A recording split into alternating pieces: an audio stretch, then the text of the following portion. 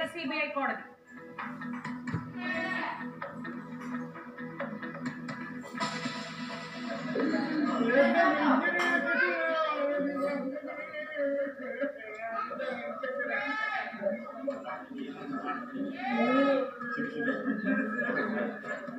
വിധിയിൽ തൃപ്തിയില്ലെന്ന ശരത് ലാലിന്റെയും കൃപേഷിന്റെയും കുടുംബങ്ങൾ.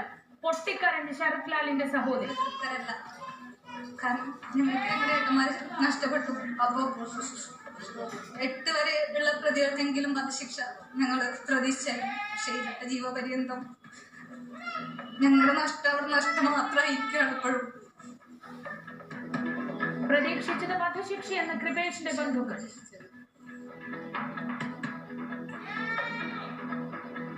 സ്മൃതി മണ്ഡപത്തിൽ വൈകാരിക നിമിഷം.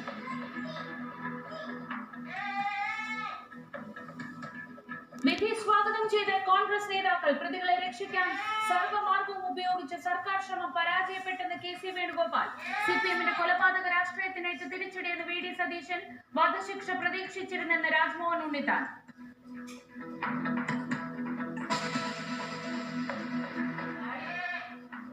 ഷർട്ടിട്ട് തുഴൽ വിവാദത്തിൽ സ്വാമി സച്ചിദാനന്ദക്കെതിരെ വെള്ളാപ്പള്ളി. ഷർട്ട് പരാമർശം പ്രമാണിയാകാൻ നടത്തിയതെന്നും കാര്യപ്പെട്ടതല്ലെന്നും SNDP യോഗം ജനറൽ സെക്രട്ടറി. ഷർട്ടിട്ട് തുഴൽ വിവാദത്തിൽ NSSനെ തുണച്ചും ശിവഗിരിയെ തള്ളിയും അഭിപ്രായം പറഞ്ഞൊപ്പിച്ച് ചെന്നിത്തല. കാലാനുസൃത പരിഷ്കാരം വേണമെന്ന് Devaswom board president PS Prashant.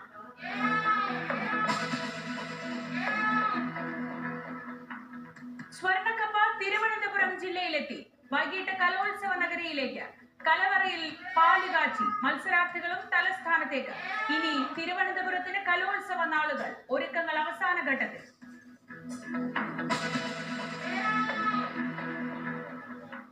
പുകവലിയെ ന്യായീകരിച്ച് excise ഉദ്യോഗസ്ഥരെ വിമർശിച്ച് മന്ത്രി സജി ചെറിയാൻ.